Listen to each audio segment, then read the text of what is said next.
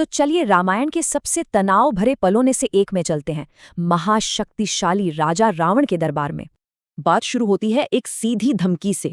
रावण राम के दूत अंगद को जान से मारने की धमकी देता है।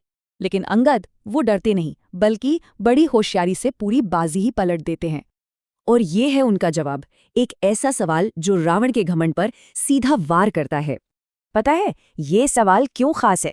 क्योंकि यहीं से रावण पर एक जबरदस्त मौखिक हमले की शुरुआत होती है। चलिए अंगद की 3 चरणीय रणनीति को समझते हैं जो रावण के अहंकार को तोड़ने के लिए थी। सबसे पहले वो एक ऐसे रावण की कहानी सुनाते हैं जिसे बच्चों ने घुड़साल में बांध दिया था। सोचिए जरा।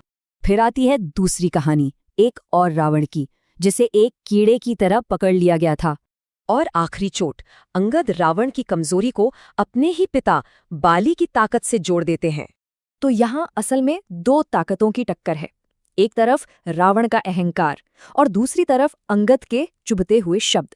ये सिर्फ कोई बहस नहीं है, ये मनोवैज्ञानिक युद्ध का एक बेहतरीन उदाहरण है।